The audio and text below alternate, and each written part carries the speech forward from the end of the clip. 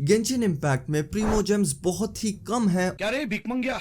और कैरेक्टर्स बहुत ही ज्यादा, और उन कैरेक्टर्स में कुछ होते हैं आर्कॉन्स यानी कि गॉड्स। लेकिन इनमें से सबसे स्ट्रॉन्गेस्ट गॉड कौन है और कौन से गॉड पे तुम्हें विश करना चाहिए, वो हम देखेंगे आज के इस वीडियो में।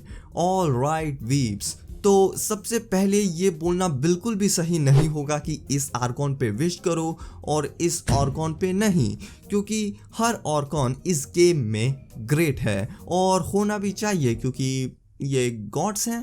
मैं ये नहीं कह सकता कि भाई ये कैरेक्टर बहुत ही स्ट्रॉन्ग है, क्योंकि स्ट्रॉन्ग से तुम क्या बोलने की कोशिश कर रहे हो कि कौन सा कैरेक्टर सबसे ज़्यादा डैमेज देगा।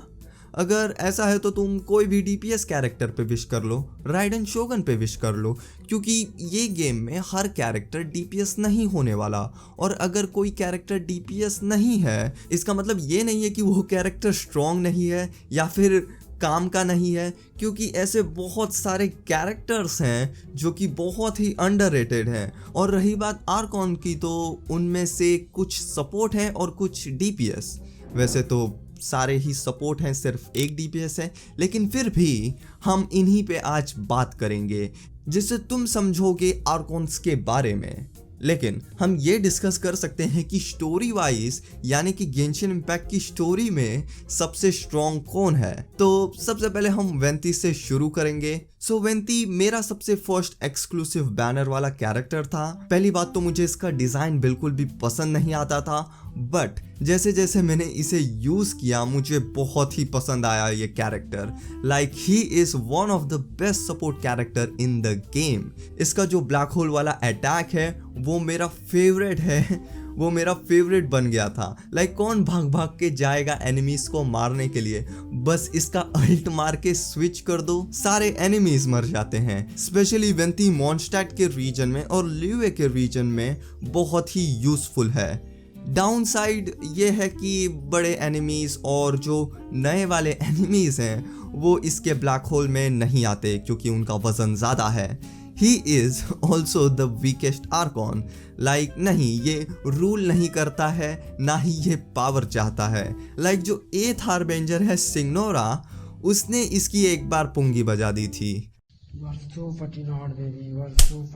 Now let's talk about Nahida. So as you know, Nahida है गॉड ऑफ विजडम। विजडम के मामले में वो सबसे आगे है। फिजिकली वो इतनी स्ट्रॉन्ग नहीं है अगर तुम उसे कंपेयर करोगे बाकी के आर्कॉन से। लाइक देखो इसे, ये बच्ची नहीं दिख रही है। इवन दो इसका एज 500 ईयर्स ओल्ड है, लेकिन पहली बात तो नहीदा फिजिकली स्ट्रॉन्ग नहीं है और वो तुम देख भी सकते हो आर्कॉन स्टोरी में जब वो लड़ रही थी वांडरर के साथ। नाउ ये तो हो गया story. What about in game performance, like game में वो कितनी स्ट्रॉन्ग है। She is really great. मेरे पास वो पर्सनली नहीं है तो मैं एक्सपीरियंस नहीं शेयर कर सकता, बट वो बहुत ही अच्छी सपोर्ट कैरेक्टर है टीम के लिए। अगर तुम्हारे पास डेंड्रो टीम है तो तुम उसे यूज कर सकते हो, और अगर तुम्हारे पास हाइड्रो टीम है तो वो बहुत ही अच्छा काम करती है। उसका जो अल्ट है वो बहुत ही बड़ा एरिया कवर करता है, जो कि छोटे से लेके मोटे एनिमीज को भी कवर कर सकता है इजीली। बेसिकली तुम्हारे पूरे टीम को वो स्ट्रॉन्ग बनाएगी, बूस्ट करेगी। तो प्लीज लुक फॉर नहीदा जब उसका बैनर आएगा। लेकिन एक कैरेक्टर है जिसका बैनर ऑफ कोर्स बहुत ही जल्द आने वाला है, और वो है द न्यू आर्कॉन फूरिना, जो कि है हाइड्रो आर्कॉन ऑफ फॉन्टेन। मैंने फर्स्ट एक्ट खेला है इस गेम का, ट्रेलर भी देखा है सेकंड एक्ट का। फूरिना मुझे हाइड्रो आर्कॉन बिल्कुल भी नहीं लगती है। ये आदमी उल्टा मुझे सही में आर्कॉन लगता है। बाय द वे कमेंट्स में मुझे बताओ कि तुम्हें भी ऐसा नहीं लगता कि न्यूवेलैट सही का आर्कॉन है। लाइक मुझे पता है कि आर्कॉन तो फूरिना है, बट वो जो रोल प्ले करती है, जिस तरीके से वो बिहेव करती है, वो बिल्कुल भी आर्कॉन वाला फील नहीं देता। ऑन दी अदर हैंड न्यूवेलैट मुझे तो इंसान ही नहीं लगता है। अगर तुम उसे क्लोजली देखोगे आर्कॉन स्टोरी में तो कैसे उसे इमोशंस का नहीं पता और खुद को और बाकी ह्यूमंस को वो अलग समझता है। नाउ जैसे इसने फूरिना का स्पॉटलाइट ले लिया था आर्कॉन स्टोरी में, वैसे ही वो इस वीडियो में भी कर रहा है। तो let's go back to फुरीना।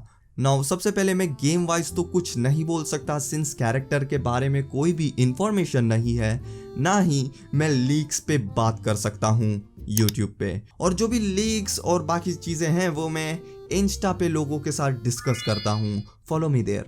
But लॉर वाइज हम उसे तीसरे नंबर पे रखेंगे सिंस वो वेंटी और नहिदा से तो स्ट्रॉन्ग है ही लॉर वाइज, एंड ई और जोंगली से ज़्यादा वो स्ट्रॉन्ग नहीं हो सकती।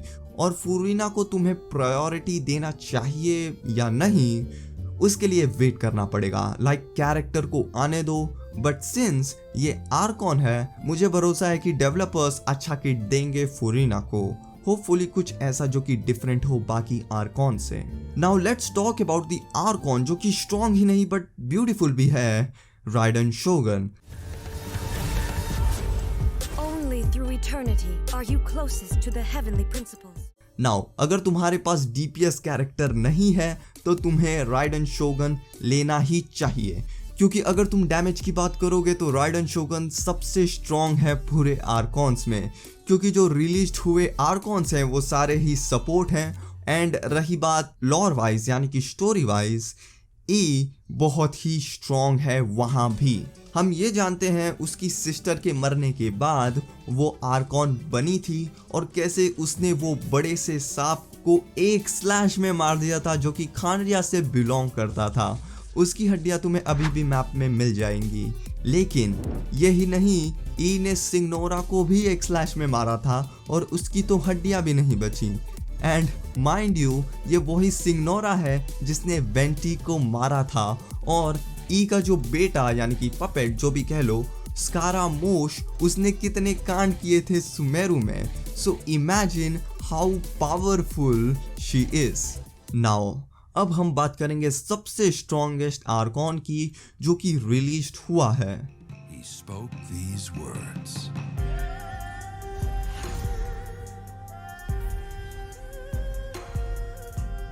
जोंगली को मैंने नंबर 1 इसलिए दिया है क्योंकि सरीजा और ये जो दूसरी आर्कॉन है वो रिलीज नहीं हुई है। लॉर वाइज भी इतना कुछ हमें नहीं पता है, ना ही उनका किट कुछ भी हमें नहीं पता है, इसलिए जोंगली को हम नंबर 1 देने वाले हैं। सबसे पहले हम गेम वाइज बात करते हैं। अगर तुम्हारे पास जोंगली है तो तुम्हें एनिमीज के अटैक को डॉज करने की ज़रूरत है ही नहीं। सबसे स्ट्रॉन्ग शील्ड है जोंगली के पास, और अगर तुम्हारे पास कोई अच्छा डीपीएस है तो वो डीपीएस कैरेक्टर रुकने वाला नहीं है अगर उस पे किसी एनिमी ने अटैक किया तो। हमारा कैरेक्टर कंटिन्यू कर सकता है अपना स्पैम अटैक। जब भी मैं वॉन्डरर यूज़ करता हूँ या फिर आया तो मैं नहीं चाहता 1 सेकेंड के लिए भी वो अटैक करना बंद करे, क्योंकि टाइम बहुत ही लिमिटेड होता है। तो जोंगली बहुत ही काम का है यहाँ पे। लॉर वाइज तो जोंगली बहुत ही स्ट्रॉन्ग है। He is the oldest Arcon, यानी कि जोंगली सबका बाप है।